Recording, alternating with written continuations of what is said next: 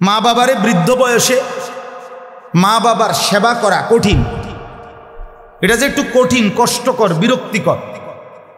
বউ fan fan করে, মা বাপেও বউ যা ঝামেলা করে, যন্ত্রণা দেয়। তো এইটা তো কঠিনই, বিষয়টা তো একটু কঠিন। তো বিষয়টা কঠিন দেখে তো এত নেকি, নাইলে এত নেকির ঘোষণা কেন বলল? হ্যাঁ, এত মায়ের খেদমত করা বৃদ্ধকালে আপনি একটু কঠিন হবে দেখেই তো এই কষ্টটা সহ্য করার জন্যই তো নবী সাল্লাল্লাহু আলাইহি সাল্লাম বলছে জান্নাতটাই তোর মায়ের পায়ের নিচে দিয়ে দিলাম। তো এটা একটু কঠিন দেখেই তো বিষয়টা যে একটু কঠিন হবে, এই জন্য পুরস্কারের ঘোষণাও তো দিছে কি বেশি বড় সড়ো ঘোষণা দিচ্ছেন। তাইলে আপনি এটা কি মামুলি মনে করছেন? আখেরাত অর্জন হবে, মায়ের খুশির উপরে জান্নাত পেয়ে যাবেন। জান্নাত কি মামুর বাড়ি? জান্নাত কি 2টা রুম আর একটা বারিন্দা নাকি? তো মসজিদে 4টা ফ্যান দিয়ে আপনি বেহেশতে যাবেন গা? বাহ বাহ, আমরা দেশের অনেক মানুষই এটা মনে করে না, 4টা সিলিং ফ্যান দিচ্ছে বেহেশতে, তো উনি যাবে বেহেশতে যাবেন, লোক কই? 4টা ফ্যান দিয়ে আপনি বেহেশতে যাবেন গা? হ্যাঁ, এই 12,000 টাকা, 3,000 টাকা করে ফ্যান, 12,000 টাকা জান্নাত। মামুলি এটা। এজন্য বাপ, এটা জরুরি। মায়ের সেবা, বাবার সেবা। অনেক কিশোর নওজোয়ান বাপ, তোমাদের মধ্যে আজকে এই হালাত নেই। মা বাবার ইজ্জত, সম্মান, ভালোবাসা, মহব্বত টোটালি না। বিবাহের আগেও কষ্ট দেয়, বিবাহের পরেও কষ্ট। বিবাহের আগে মা বাবার কোনো কথা শুনে না, মোবাইল, নারী, ছবি, নাচ, গান, অসৎ বন্ধুদের আড্ডা, এই তামসা করেও মা বাপরে কষ্ট দেয়। আর বিয়ে করে বউ নিয়া আলাদা হইয়াও এই কষ্ট দেয়। তো তুই নাফরমান, তোর কষ্টই দিয়ে গেলি, তুই তো মাকে কষ্টই দিয়ে গেলি, বাবাকে কষ্টই দিয়ে গেল। বিবাহের আগেও যন্ত্রণা দিছ, বিবাহের পরেও তো সেই যন্ত্রণাই দিল। অথচ বুজুর্গানে দিন বলে, আমরা কিতাবে পড়ছি, মাকে রাজি করো, দুনিয়া আখিরাতের কোথাও আটকাবে না, কোথাও আটকাবে। আল্লাহ নবী সাল্লাল্লাহু আলাইহি ওয়াসাল্লাম বলছেন 3টি গুনাহ সবচেয়ে বড় গুনাহ, এর মধ্যে একটা হলো উকুকুল ওয়ালিদাইন, পিতা মাতার অবাধ্যতা, মা বাবার নাফরমানি। আল্লাহ নবী সাল্লাল্লাহু আলাইহি ওয়াসাল্লাম বলছেন সব পাপের শাস্তি আল্লাহ ইচ্ছে করলে হাসরের দিন দিবে। কুল্লু যুনুবি ইউআখিরুল্লাহ ইলা আজালিন মুসাম্মা, সব গুনার শাস্তি আল্লাহ নির্ধারিত দিন হাসরের ময়দান পর্যন্ত অপেক্ষা করে দিবে, সেখানে ইল্লা আকুল ওয়ালিদাইন, পিতা মাতার নাফরমানি ব্যতীত। নবীজি বলছেন মা বাবার নাফরমান সন্তানকে আল্লাহ তাআলা দুনিয়াতেই শাস্তি দিবে, বেইজ্জতি দিবে, না দিয়া কবরে নিবেন। লা ইয়ামুতা হাত্তা ইউআযযিবাহুল্লাহু ফিল আরদ, হয় তুমি কষ্ট পাইবা, না তোমার মাইয়া হবে 3 নম্বর, পোলা হবে 6 নম্বর, বউ হবে 13 নম্বর। তখন বুঝবা বউ কথা শোনে না, ছেলেও আল্লাহ চেনে না, মেয়েও নাফরমান। তো তখন না বুঝবা যন্ত্রণা কারে কয়। বুঝেন নাই কথা? যন্ত্রণা তো শুধু কনির নাম নেই, শাস্তি তো শুধু ঘুষি না, পারিবারিক এই অশান্তিটাও তো এর চাইতে বড় কষ্ট কি হইতে পারে? আল্লাহ তাআলা কষ্ট দিবেই। মা বাবার অবাধ্য সন্তান মারে কষ্ট দিছে, বাবারে কষ্ট দিছে, তুমি নাফরমান, লিখে রাখো, প্রয়োজনে সিল দিয়ে রাখো, তুমি বেইজ্জতি হবাই, তুমি কষ্ট পাইবাই। আল্লাহ নবী সাল্লাল্লাহু আলাইহি ওয়াসাল্লাম যেটা বলছেন সেটা কি মিথ্যা হইতে পারে? নবীজি বলছেন লা ইয়ামুতা, কখনোই তার মৃত্যু হবে না, হাত্তা ইউআযযিবাহুল্লাহু ফিল আরদ, জমিনের শাস্তি ভোগ না করে মৃত্যু। মৃত্যু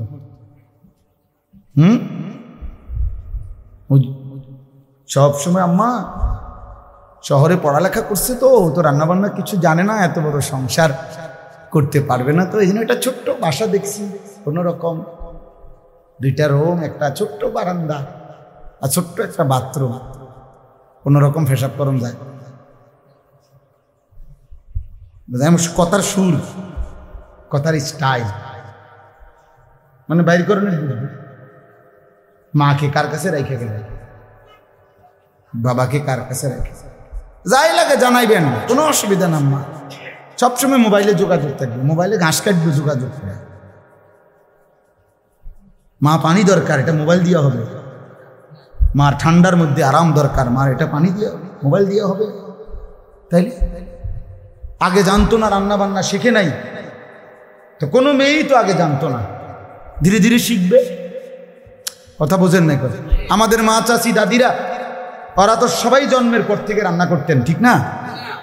তো তাইলে শিখে নিছে। আমার আম্মা বলছে যে ফুত আমি ক্লাস 4-এ, মা 4র্থ শ্রেণী প্রাইমারি স্কুল পাস করছে, 5-এ উঠছে প্রাইমারিতে। ক্লাস 5-এ স্কুলে যাই, বাড়ির পাশে প্রাইমারিতে। তোর নানি, মানে মার মা, আমার নানি একদিন বলছে, তোর নানি আজ যাইও না, স্কুলে যাওয়া লাগবে না, তোমার বিয়া। বুঝিও না বিয়া কিতা, কইছে আর যাইতে হইবে না, দিয়ে দিছে বিয়া। তো সে মা তো 10 জন সন্তান, আমার মায়ের ঘরে আমরা 10 ভাই বোন, এখন 8 জন জীবিত আছি আলহামদুলিল্লাহ। তো মা তো সেই 10 জন সন্তান লালন পালন করছে। আমার দাদার, আমরার হিসাবে পাইছি দাদার মৃত্যুর সময় 12 কানি সম্পত্তি। আমাগো দেশে হইল 120 শতকে কানি, আপনাদের এদিকের মতন 120 শতকে কি 1 কানি, তাহলে 12 কানি এরকম কত, 4-12 48, প্রায় 48। এই সমস্ত সম্পত্তিতে দাদা ফসল করতেন, মানে ধান করত। আমার বাপ চাচারা 4 জন, তো 4 জন মা চাষিরা তাহলে কয়জন, 4 জন। এই 4 জন মা চাষি, মায় কত সময় বলছে ফুট, সকাল ফজরের পর থেকে রাত বইতাম, ধান সিদ্ধ করতাম। কত সময় কয় যে শুধু এক পাশে হয়তো আমরা কোনো না কোনো ভাই বাচ্চাদেরকে ফেলায় রাখতো, বেশি চিৎকারলে কানলে ও দুধ দৌড়াইয়া গিয়ে দুধ খাওয়াইয়া আবার ধান লইতেছে। আবার এই ছিল না মা চাচিদের হালাত, না হুদা আমার মায়ের, শুধু সব মাই তো এমন ছিল। তো সেই সংসার তো নাই বললেই চলে এখন। আর ওই রকম চাষাবাদও করে না, ওই রকম ঘর গৃহস্থের কাজও করে না। আপনি শুধু কদ্দুর সিলিন্ডার গ্যাসে কদ্দুর রাইতেন না, আপনি আলালের ঘরের দুলাল হয়ে গেলেন। হ্যাঁ, মূল কথা হইল উনি তো বুঝছে এটা মেয়ে মহিলা জীবন মানেই হলো একবেলা টেলিভিশন দেখা, আরেক বেলা ড্রেসিং টেবিলের মধ্যে সাজা, আর লম্বা সময় মাজারে আর মার্কেটে টোটো টোটো করে ঘোরা। জীবন মানে এই, জীবন মানে পাউডার, ফেয়ার অ্যান্ড লাভলি, জীবন মানে গহনা অলংকার, জীবন মানে রাস্তায় নিজের রূপ আর যৌবন প্রদর্শন। অভিশপ্ত জীবন ওই নারীদের, বেপর্দা নারী, অভিশপ্ত নারী, বেহায়া নারী, অভিশপ্ত নারী। এজন্য যুবক ভাই এটাও বলব, আল্লাহ নবী সাল্লাল্লাহু আলাইহি সাল্লাম বলেন, তুনকাহুল মারআতু লিআরবাঈন, মানুষ নারীকে বিবাহ করে, মহিলাকে বিবাহ করে 4 কারণে। সেই 4টি বিষয়ের এক একজন এক একটা দেখে বিবাহ করে। 1 নাম্বার হলো জামালিহা, কেউ সৌন্দর্য দেখে বিবাহ করে। 2 ওয়ালি হাসাবিহা, কেউ বংশমর্যাদা দেখে বিবাহ করে। 3 ওয়ালি মালিহা, কেউ সম্পদ দেখে বিবাহ করে। 4 ওয়ালি দীনিহা, কেউ দিন দেখে বিবাহ করে, দিন, ঈমান, ইসলাম, পর্দা, নামাজ। আল্লাহ নবী সাল্লাল্লাহু আলাইহি সাল্লাম বলেন, ফাজফার বিজাতিদ দ্বীন, তুমি দিনকে প্রাধান্য দিও, দিনকে প্রাধান্য দিও। তারিবাত ইয়াদাকা, খোদার কসম যুবক, আল্লাহ নবী বলছে যদি দিনকে প্রাধান্য না দাও, আল্লাহ যেন তোমারে বেইজ্জতি করে, আল্লাহ যেন তোমারে বেইজ্জতি করে। খোদ রাসূল বলছে, রাসূল রাহমাতুল লিল আলামিন নবী বলছে যে আল্লাহ যেন তোরে অপমান করে। কেন দিনকে প্রাধান্য দিলাম? এবং শেষ পর্যন্ত বেইজ্জতি হয়ই হয়। আপনারা না জানলো আমরা তো জানি। হাজারো মানুষের ব্যক্তি জীবনের চোখের পানি, একাকিত্ব জীবনের চোখের পানি তো আমরা দেখি, আমরা তো জানি। দোয়া যে চায় আমগো কাছে, আমরা তো বুঝি বাপ, শুনি তো কি কয়। ঢাকা শহরে বড় মসজিদে জুমার নামাজ পড়াই, তো শুনি তো আমরা বহু হাজার কোটি টাকার মালিকের হালাত তো শুনি। বাইরের পৃথিবী তো জানে 70 লাখ টাকার গাড়ি, সুটেড বুটেড, একাকিত্ব জীবনটা কি হালাত, কেমনে বুঝবেন? বাইরে তো পূর্ণাঙ্গ মেডিকেল কলেজের মালিক, কোটি কোটি টাকার মালিক। আমি তো কত দেখছি সারা রাত বইয়া বইয়া বিল্ডিং, নিজ বিল্ডিং এর ছাদে বইয়া সারা রাত সিগারেট খায় আর গিটার বাজায়, গান গায়। গানও মাশাআল্লাহ, সুরও না, সুরের জাতও না, ভে ভে করে।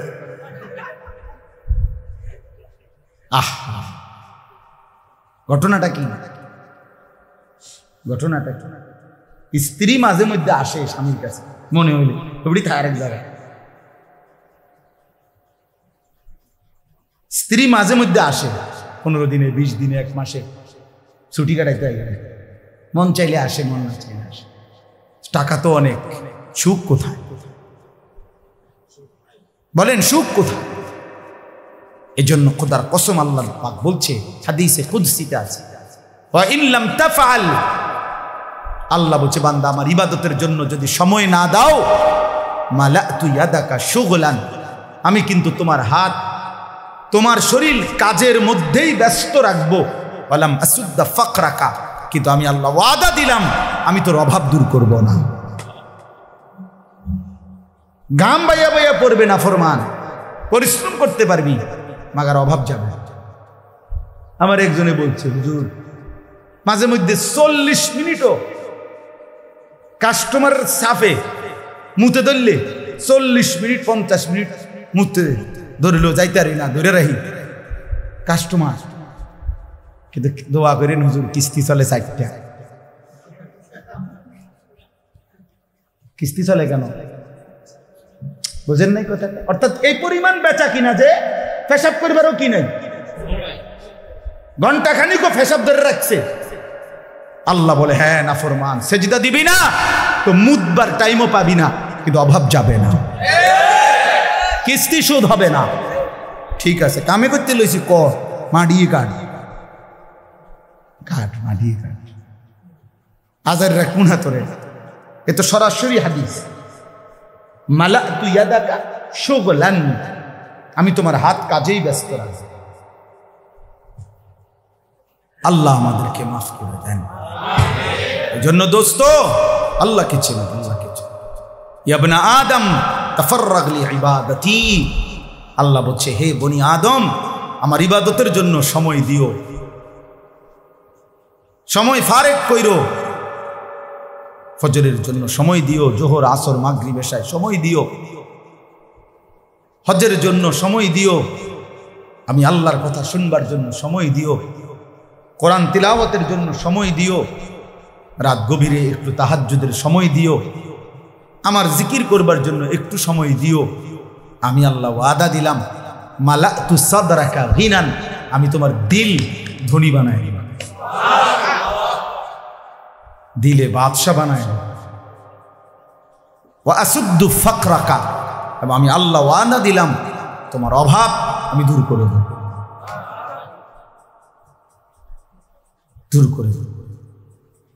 এই জন্য সবাই রে বলি, সবাই, আপনারা অনেক মানুষ বাইরে দাঁড়ায় আছেন, নিজের কাছে তো কষ্ট লাগতেছে যে আপনার করে ঠিক মতো দেখি না, তাইলে বাপ এটা বোঝা উচিত আমাদের, আমাদের ছেলেগুলো তোমরা বুঝতেছ না। সারাদিন অনেক ছেলে আছো তোমরা, এ মোবাইল, নারী, ছবি, মোবাইল একটা লইয়া সারাটা দিন সময়, কিন্তু না কি হচ্ছে, এই নারী দেখে, ছবি দেখে কিছু তো ভোগ করতে পারলা না, উপভোগ করতে পারলা না, আফসোসে বাড়ল। প্রতিটা ছবি, প্রত্যেকটা গুনাহ, প্রত্যেকটা হারাম আল্লাহর কসম তৃষ্ণা বাড়ায়, আরো চাহিদা বাড়ায়, কখনোই তৃপ্ত হতে দেয় না। রব্বে কাবার কসম। গুনাহ কি দেয় না? তৃপ্তি দেয়।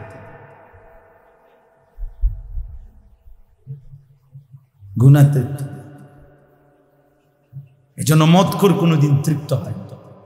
নেশা করতে করতে যদি সে আটলান্টিক মহাসাগরের সব পানিও যদি তারে মদ বানায় দেয়, হারাম করে নেশা করে তৃপ্তি হয়। কিন্তু এই পানি এক গ্লাস পান করলেই হালাল, তৃষ্ণা নিবারণ। হ্যাঁ, এক সাগর মদ তৃপ্তি দেয় না, এক গ্লাস পবিত্র পানি তৃষ্ণা নিবারণ করে দেয়। এজন্য যুবক মনে রেখো ভাইয়া আমার কথা, সারা পৃথিবীর সমস্ত নর্তকী দেখলো, উলঙ্গ ছবি দেখলো, খোদার কসম তৃপ্তি হবে না, স্বস্তি হবে না, তোমার আরো মন চাইবে, অন্তহীন নেশা জন্মাবে। কিন্তু আল্লাহ তাআলা হালাল পবিত্র একজন স্ত্রী, একজন নারী দিয়েই এক পুরুষের 70 বছর পার করে দেয়, তৃপ্তি দেয়, তার জিন্দেগি চলতে থাকে। তাহলে হালাল একজন বিবিতেই তৃপ্ত হয়ে যায়, হারাম পৃথিবীর সব নারী দেখলো কি হয় না। বাচ্চা স্যার আমনগর সামনে অগরে বুঝানোর লাগে এই উদাহরণ দিচ্ছি, নাহলে কইলাম ছেলে পেলে বেশি। আমার শ্রোতার 80% হলো সবখানি এই ছেলে পেলে, এই জন্য বলি বেশি। আল্লাহ আমাদেরকে হেফাজত করেন। অনেক লম্বা করে ফেললাম কথা। অর্থ হইল এটা বুঝানো, আমি যেখান থেকে শুরু করছিলাম কথা চলে গেছিলাম, সেটা হইল ওই একটু জায়গা দেওয়ার জন্য বসছিলাম। মনে আছে না আপনাকে? মানে একটু আগাইয়া বসার জন্য বলছিলাম যে আপনি যদি একটু আগান তাহলে আরেকজনে বসতে পারে। এখান থেকেই বহু দূর চলে গেলাম। আল্লাহ তাআলা এই কথাগুলোর মধ্যেও খায়র বরকত দান। আর প্রথম যে কথা শুরু করছিলাম, ইয়া আইয়ুহাল্লাযীনা আমানু আলাইকুম আনফুসাকুম, আল্লাহ বলছেন হে ঈমানদারগণ তোমরা প্রত্যেকেই নিজেকে আঁকড়িয়ে ধরো। লা ইয়াদুররুকুম মান যাল্লা ইযা তাদাইতুম, আল্লাহ বলে নিজেকে যদি সাজিয়ে তোলো, নিজেকে যদি ঈমান আমল হেদায়েতের উপরে উঠাইতে পারো, নিজের ঈমান, নিজের আমল, নিজের আখলাক, নিজের ইবাদত, নিজের লেনদেন, নিজের আচরণ যদি সুন্দর করতে পারো, এবার পৃথিবীর সমস্ত পথভ্রষ্ট গোমরা একসাথ হয়েও তোমারে কেউ পথভ্রষ্ট করতে পারবে। আমি যখন সিদ্ধান্তই নিছি কলিজা দিয়া, আমার দিলের মধ্যে যখন আখেরাতকে আমি বসাইছি, এবার সারা পৃথিবী ল্যাংটা হইলেই কি আমি চোখ তাকাবো না, এরকম আর কি। অর্থাৎ কেউ যদি যখন নিজেকে কি করে নেয়, বুঝে নেয়, আমি যখন এটা বুঝি যে আমাকে আখেরাতে যেতেই হবে, তা আমি নামাজ ছাড়বো কেন? আমার চারপাশের কেউ নামাজ না পড়ুক, কেউ নামাজ না, আমার বয়স মনে করেন আজকে 45 বছর রানিং শুরু হয়েছে, তাহলে আমি তো এই বুঝ হওয়ার পর থেকে যদি 7-8 বছর বয়সও আমার বুঝ হয়, তাইলেও তো আমি আজ 30-32 বছর দেখছি। আমার বাবা থাকতেও দেখছি আমাদের ঘরে কোনোদিন টেলিভিশন চলে নাই, আমাদের আমলেও এখন কোনো আমাদের ঘরে টেলিভিশন নাই। কই আমাদের তো ছোট্টবেলা থেকেই দেখছি, শহরে বড় হইছি, কুমিল্লা শহরের মেইন প্রাণ কেন্দ্রে চারপাশের সব ঘরেই টেলিভিশন চলতেছে। তো এর মাঝখান দিয়ে আমার বাবা এটা বুঝছে যে আখেরাতে হিসাব দিতে হবে, তো টেলিভিশন কোনোদিন আনে নাই। তো এটা যখন কারো কলিজার মধ্যে বুঝে যে হারাম আমার খাওয়া যাবে না, আমাকে হালাল পথে চলতেই হবে, আমারে আল্লাহর বন্দিগি করতেই হবে, আমি সেজদা দিতেই হবে, তাহলে এবার গোটা পৃথিবীও যদি আল্লাহর নাফরমানিতে ডুবে যায়, তো মুমিন তখনও মনে করে अगर चे बुत हैं जमात की आस्तीनों में मुझे हैं हुक्म खुदा ला इलाहा इल्लल्लाह। আল্লামা ইকবাল বলছে যদি ইমানদার হবে এমন যে যখন সে বলবে শোনো গোটা পুরা জাতি পুরা কওমও যদি আমার একটা একটা মূর্তি বগলের নিচে অথবা হাতে একত্রে দাঁড়ায়, প্রত্যেকের কাছে যদি মূর্তি থাকে একটা একটা, আর সেই মূর্তির স্তূপের মধ্যে সামনে ভিড়ে আমারে যদি দাঁড় করায়, আমি সেখানেও দাঁড়িয়ে বলবো লা ইলাহা ইল্লাল্লাহ। কারণ আমি বুঝছি আমার আল্লাহ ছাড়া কেউ নেই। তোমরা সবাই মূর্তি নিলে আমার কি কথা বুঝেন নাই? আমার দিল যখন মজবুত হয়, দিল যখন, কোরআনুল কারীমের মধ্যে আছে 7 জন যুবক আসহাবে কাহাফের, 7টা মাত্র ছেলে, ওরা কলিজার মধ্যে বিশ্বাস করে নিছে আল্লাহকে। এবার বাদশাহ যেদিন তাদেরকে ডাক দিছে, বাদশাহ তাদেরকে খবর দিছে দাকিয়ানুস, ওই বাদশাহ ছিল এত বড় জালেম যে বাদশার নির্বাচিত ওই মূর্তি বাধ্যতামূলক পুরা জাতি তার পূজাও করত, নিজেদের সমস্ত কোরবানি মানে নিজেদের যে কোনো বলি ওই দেবতার নামে উৎসর্গ করত। এরকম ছিল। এবং এর ব্যতিক্রম, কেউ কিছু বললে শুনলে বাদশা কল্লা ফালাই দিত। এমন নির্মম পাষাণ জালেম বাদশাহ দাকিয়ানুস ছিল। সেই জাতির পুরা দেশবাসী মূর্তি পূজা করে, বাদশাহ মূর্তি পূজক, মা বাবা আত্মীয় স্বজন সব মূর্তি পূজক। পুরা জাতির মধ্যে এই 7টা যুবক তারা ভিন্ন সিদ্ধান্ত নিছে যে আমরা আল্লাহকে ছাড়া আর কাউকে ডাকবো না, আমরা আল্লাহকেই ডাকবো। বাদশাহ যেদিন তাদেরকে ডাক দিছে, রাজ দরবারে সবার সামনে জিজ্ঞাসা করছে যে তোমরা আমার মূর্তিকে বাদ দিয়ে কার ইবাদত করো, কাকে ডাকো, কাকে মানো? কোরআনুল কারীমের মধ্যে ভাইয়া স্পষ্ট আছে, আল্লাহ তাআলা বলেন ওয়ারাবাতনা আলা কুলুবিহিম ইয কামু। সুবহানাল্লাহ। আল্লাহ তাআলা বলে, শোনো পৃথিবীবাসী, আমি আল্লাহ নিজে আমার ওই 7 ইমানদার যুবকের দিলে ঈমান আমি বাইধা দিলাম, বাইধা। ওয়ারাবাতনা, রাবাতনা মানে হলো শক্ত রশি দিয়া, সুতা দিয়া আমি ঈমান বাইধা দিছি। ইয কামু, যখন তারা বাদশার সামনে দাঁড়াইলো, বাদশাহ জিজ্ঞেস করলো তোমরা কাকে ডাকো, কাকে মানো? আমার মূর্তি, আমার সিদ্ধান্তের ব্যতিক্রম। তখন ফাকালু, তারা বলল রব্বুনা রব্বুস সামাওয়াতি ওয়াল আরদ, আমাদের রব তিনি 7 আসমান ও জমিনের রব যিনি। লান নাদউ মিন দুনিহি ইলাহান, আমরা ওই আল্লাহকে ছাড়া আর কাউকে ডাকব না। লাকাদ কুলনা ইদান শাতাতা, যদি আল্লাহকে ছাড়া কাউকে ডাকি বাদশাহ, এটা হবে বড় জুলুম, এটা হবে বড় অন্যায়। আপন মা বাবাও এখানে ছিল, তাফসীর আছে। এই যুবকদের বাবা মাও কি ছিল? এখানেই ছিল, পুরা ফ্যামিলি ছিল এখানে, আত্মীয় স্বজন সব ছিল। কিন্তু ওই যে আল্লাহ বলছে আমি কলজার মধ্যে কি বাইন্ধা দিছি? রাবাতনা মানে রশি দিয়ে বাঁধিয়ে দিছি। এজন্য এই ইসলাহি মাহফিল অনেক উপকার হয়। মাহফিল ছোট হোক, এ কষ্ট হয়েছে আর কি, বৃষ্টি বাদল, কিন্তু এতে ফায়দা বেশি। ইসলাহে নফস, আত্মশুদ্ধি, দিলের উপরে মেহনত করা। আজকে আমরা প্রত্যেকে এই ফিকির করি। যুবক ভাই, তোমাদেরকেও বলি ভাইয়া, নিজের উপরে দয়া করো। তোমার ঈমান, তোমার আমল, তোমার লেনদেন, তোমার আচরণ, আখলাক সুন্দর করো। স্বার্থপর এই দুনিয়া কারো কথা মনে রাখে না। আমি এটা প্রত্যেক দিন বলি, এই বড় স্বার্থপর এই দুনিয়া কেউ রে মনে রাখে না রে ভাই। তুমি মরে গেলে পৃথিবী থামবে। এই মাইলস্টোন স্কুল অ্যান্ড কলেজের যে এমন সুন্দর ফুটফুটে বাচ্চারা যে মারা গেল, কই পৃথিবীর ঘন্টার কাঁটা, সেকেন্ডের কাঁটা 1 মিনিট কি থামছিল? জীবনের কোলাহল কোনটা থেমে গেছে? 30 টাকার পানির বোতল জালেম দোকানদারে 200 টাকা হাঁকায় ফেলছে, 600 টাকা। ওমা কি নির্মম বলেন। মানুষ কত বড় পাষাণ, কি স্বার্থপর এই দুনিয়া। অবুঝ সন্তান যখন তরফায়, জালেম তখন এক ফোঁটা পানি দিতেও রাজি। এর নাম দুনিয়া, এর নাম কি? এজন্য তোমার জন্য কেউ থামবে না। তুমি নষ্ট হয়ে গেলে, চরিত্রহীন হয়ে গেলে,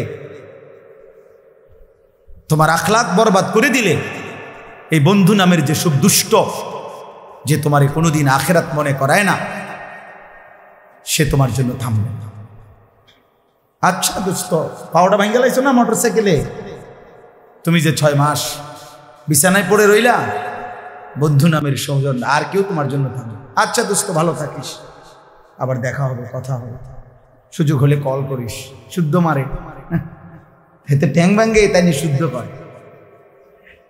কে কার জন্য থামে বলে? কে কার জন্য? অথচ তুমি এর খপ্পরে পড়ে একটা সেজদাও দিলা না, ওই মালিকের সেজদা দিলা না যে মালিক তোমারে বারবার ডাকে, বারবার ডাকে।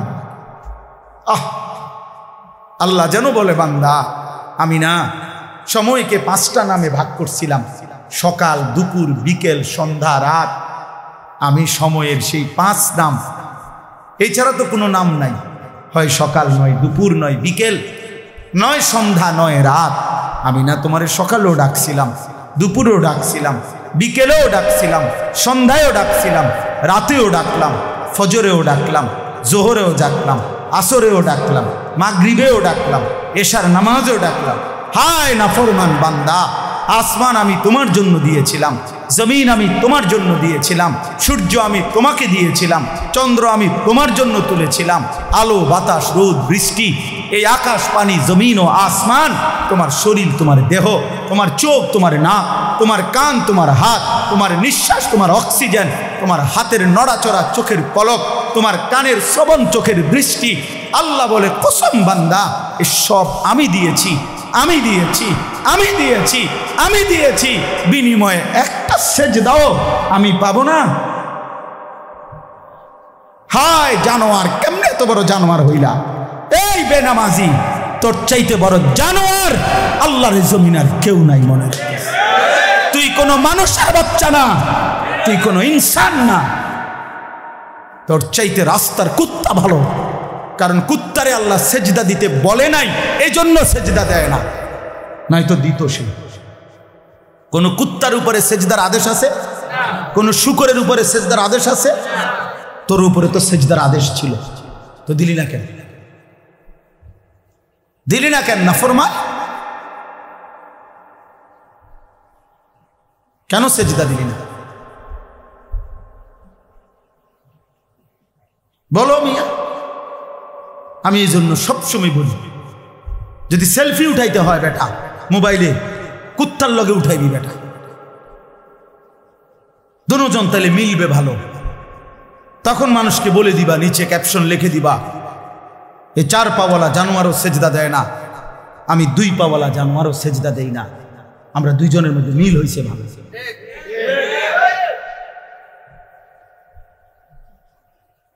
আল্লাহ আমাদেরকে বিবেক দান করে। ইনসাফ করো ভাইয়া, ইনসাফ।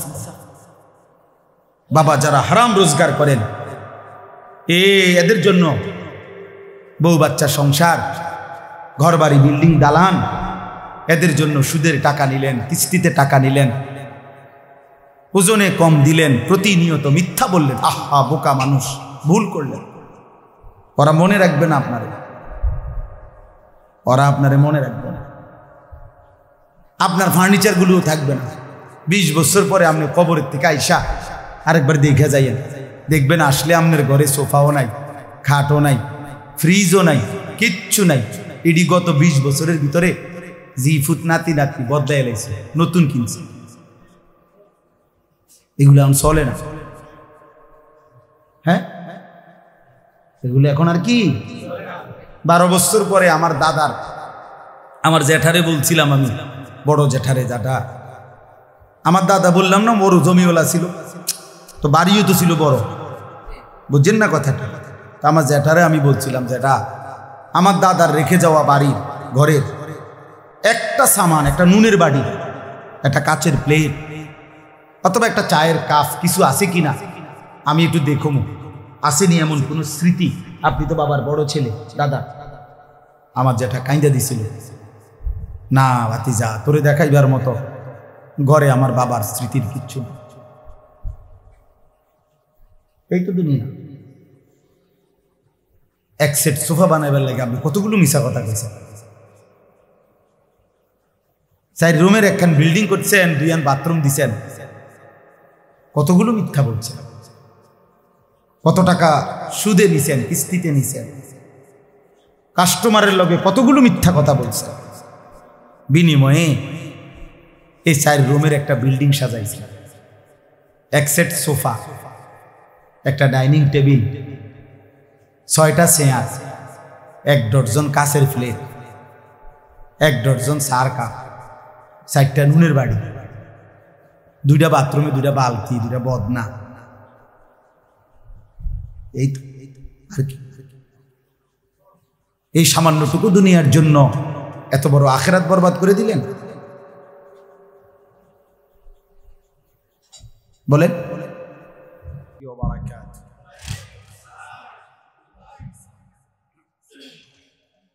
আলহামদুলিল্লাহ, আলহামদুলিল্লাহ নাহমাদুহু ওয়া নাস্তাঈনুহু ওয়া নাস্তাগফিরুহু ওয়া নু'মিনু বিহি ওয়া নাতাওয়াক্কালু আলাইহি ওয়া নাউযু বিল্লাহি মিন শুরুরি আনফুসিনা ওয়া মিন সাইয়্যিআতি আ'মালিনা।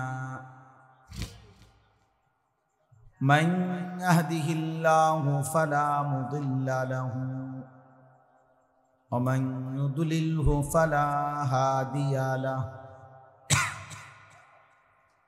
ونشهد أن لا إله إلا الله وحده لا شريك له ونشهد أن سيدنا وحبيبنا ومولانا محمدا عبده ورسوله أما بعد فأعوذ بالله من الشيطان الرجيم. بسم الله الرحمن الرحيم.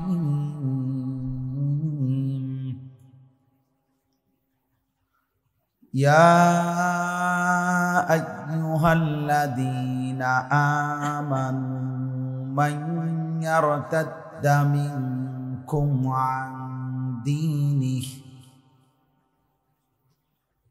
من يرتد منكم عن دينه فسوف يأتي الله بقوم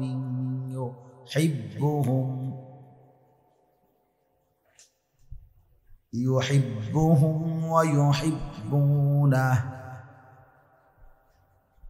أذلة على المؤمنين أعزة على الكافرين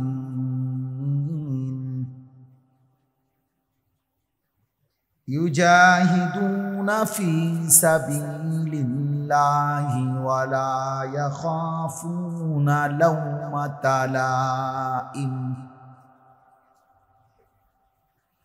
ذلك فضل الله يؤتيه من يشاء والله واسع عليم.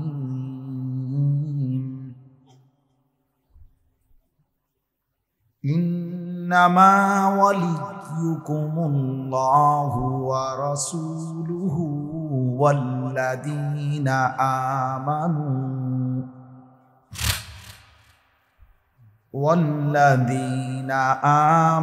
الذين يقيمون الصلاة ويؤتون الزكاة وهم راكعون.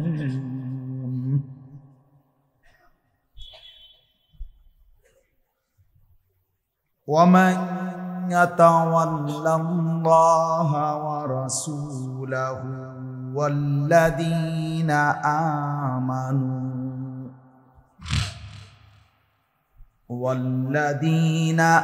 آمنوا فإن حزب الله هم الغالبون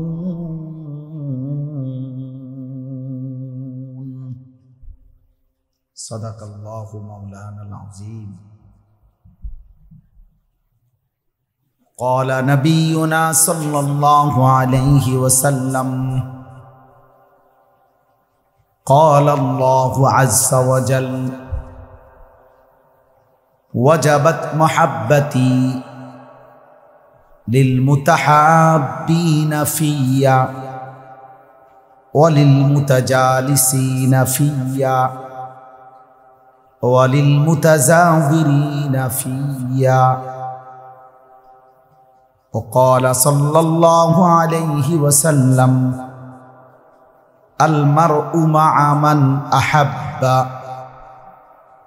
اللهم صل على محمد وعلى آل محمد كما صليت على إبراهيم وعلى آل إبراهيم إنك حميد مجيد اللهم بارك على محمد وعلى آل محمد كما باركت على إبراهيم وعلى آل إبراهيم إنك حميد مجيد سبحانك لا علم لنا إلا ما علمتنا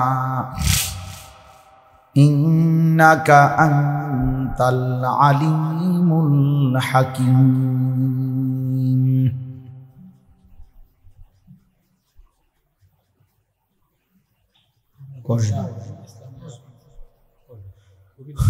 الحمد لله আল্লাহ পাক রব্বুল ইজ্জাত জুল জালাল ওয়াল ইকরামের ফজল কারাম রব্বুল আলামিনের ইহসান মেহেরবানি দয়া আল্লাহ তাআলা আমাদেরকে আজ 29 জুলাই 2025 রোজ মঙ্গলবার বিবারিয়া জেলা কসবা উপজেলাধীন গোপীনাথপুর দারুল উলুম ইসলামিয়া হাফিজিয়া মাদ্রাসা ও এতিমখানার উদ্যোগে আজকের এই মুতাবাররাক ইসলাহি মাহফিলে আল্লাহ তাআলাই আমাদেরকে আসবার বসবার আল্লাহর জন্যই জমা হওয়ার তৌফিক দান করেছেন আলহামদুলিল্লাহ। আমার প্রথম কথা হলো হাতে ধরা যতগুলো মোবাইল এগুলো বন্ধ করে দিতে হবে। হাতে মোবাইল ধরে রেখে ভিডিও বা রেকর্ড কোনোটাই করা যাবে না, এটা আমি স্পষ্ট নিষেধ করলাম। সামনের পিছনের বাহিরের সবাই, যার পছন্দ হয় না কথাটা সে চলে গেলে ভালো, এটা আপনারে আমি উঠাই দেব, কিন্তু আপনি চলে যাইতে হবে। এজন্য দয়া করে নিজের জন্য শুনেন, অন্য মানুষের দেখানোর বা অন্যের সেবা করা পরে হইব, অন্যের সেবা করে না আগে নিজের জন্য শুনুন। ধরে নেন শুধু নিজের জন্য। ইসলাহি মাহফিল আসলে এটার মূল ফিকির ইসলাহে নফস, মানে নিজের ফিকির, নিজের সংশোধন, আত্মসংশোধন, আত্ম উন্নয়ন, আত্মশুদ্ধি, এটাই তাজকিয়া, এটাই তাসাউফ, এটাই ইসলাহ, এটাই পীর মুরিদি, এটাই আউলিয়া কেরামের মেহনত। বুজুর্গানে দিন যে মেহনত করে, আউলিয়া কেরাম যে মেহনত করে, খানকা বলেন, দরবার বলেন, পীর মুরিদি বলেন, এই মেহনতটাই মূল্য। ব্যক্তির নিজের জীবনকে সুন্দর করে, নিজেকে গড়ে তোলা, নিজেকে সাজিয়ে তোলা।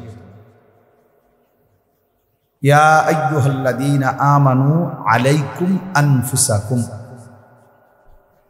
কোরআনুল কারীমের মধ্যে আছে, আল্লাহ তাআলা বলেন, হে ঈমানদারগণ, তোমরা সকলেই নিজেকে আঁকড়িয়ে ধরো। আলাইকুম আই আলজিমু, মজবুত করে ধরো। আনফুসাকুম, তোমাদের নিজেদেরকে। ভাইয়া একজনও যদি একটু মানে 1 ইঞ্চি বা 1 বিঘত যদি কষ্ট করে আগাইতে পারেন, তো মনে করেন একজন লোক বসতে পারবে, তাহলে সওয়াব হবে। আমার একটা অনুরোধ, তো তোমরা ছেলেরাও আছো, কিশোর নওজোয়ান ভাই, সবাই যদি সাফাসাফি করতে বলতেছি না, বাকি যদি সুযোগ হয়, যদি মনে করেন যে 1 সুতা আগাইলো হয়তো একটা ছেলে বসবে, তো ফায়দা হবে। ওই যে ওরা দাঁড়ায় আছে, কষ্ট হবে, অনেকক্ষণ দাঁড়ায় থাকাটা কিন্তু কষ্টকর। রঙে রঙে তো তামসা দেখতে হয়তো 2-4 মিনিট দাঁড়ানো যায়, তো ঘন্টা খানিক দাঁড়াইয়া থাকা কষ্টকর। এই জন্য দেখেন সুযোগ হইলে বসার সুযোগ করে দিলে ভালো। কোরআনুল কারীমের মধ্যে আছে, আল্লাহ তাআলা বলছেন, ইজা কিলা লাকুম তাফাসসাহু ফিল মাজালিস ফাফসাহু ইয়াফসাহিল্লাহু লাকুম। আল্লাহ তাআলা নিজে বলছেন কোরআন শরীফ, যখন তোমাদেরকে বলা হয় দ্বীনি মজমায়, দ্বীনি মজলিসে অন্যের জন্য জায়গা ছেড়ে দাও, প্রশস্ত করে দাও, তো আল্লাহ তাআলা নিজে বলছেন তুমি অন্যের জন্য জায়গা করে দিও, আমি আল্লাহ তোমার অন্তরাত্মা দিল প্রশস্ত করে দেব। ফাফসাহু ইয়াফসাহিল্লাহু লাকুম, তুমি আমার বান্দাকে জায়গা দিও, আমি তোমারে জায়গা দেব।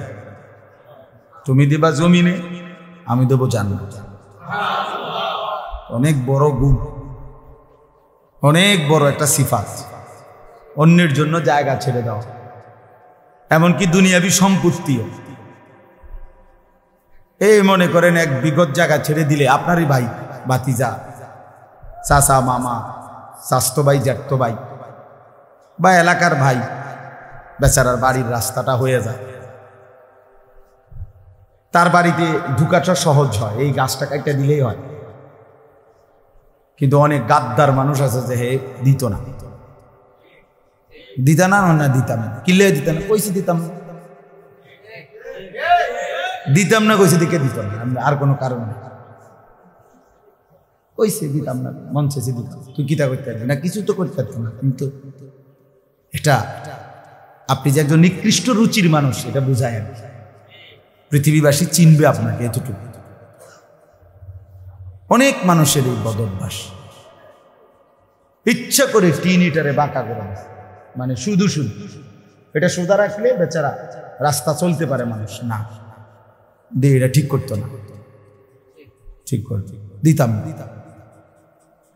অথচ আপনজন, ভাতিজা, ভাগিনা, চাচা, মামা, এ স্বজনেরা,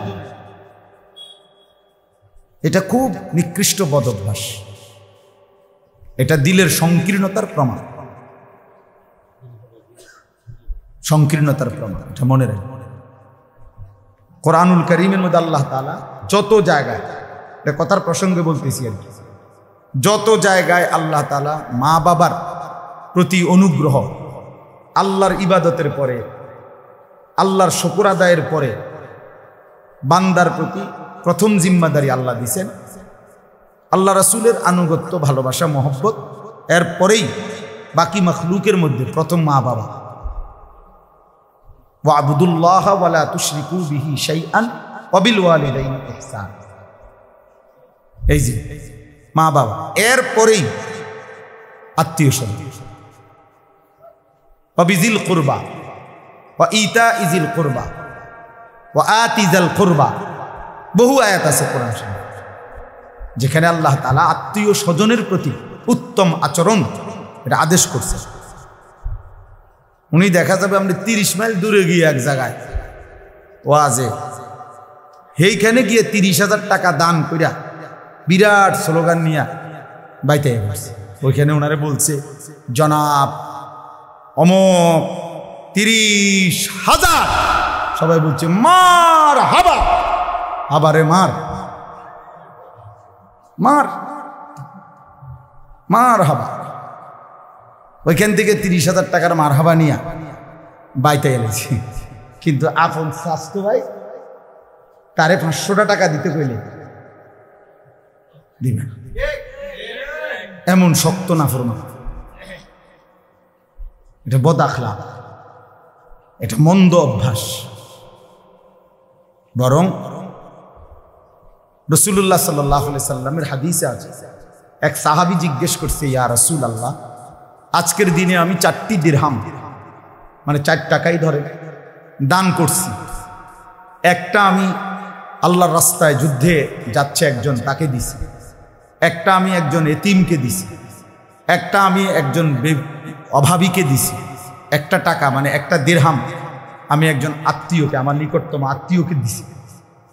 তো আল্লাহ নবী সাল্লাল্লাহু আলাইহি ওয়াসাল্লামকে সাহাবী জিজ্ঞেস করছে, ইয়া রাসূলুল্লাহ, আমার এই 4টা দিরহামের মধ্যে সর্বোত্তম দান কোনটা? নবী সাল্লাল্লাহু আলাইহি ওয়াসাল্লাম বললেন, যেটা তুমি তোমার স্বজনকে দিছ, আত্মীয়কে দিয়েছ, সেটা এই 4 টাকার মধ্যে শ্রেষ্ঠ।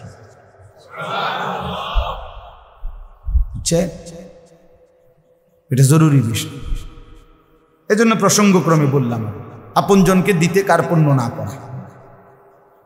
আপন ভাই, আপন বোন, ভাতিজা, ভাগিনা, চাচা, মামা, ফুফা, খালু, তারা স্লোগান দিত না রে, মার হাবা দিত না। মার হাবা দিয়ে করবো,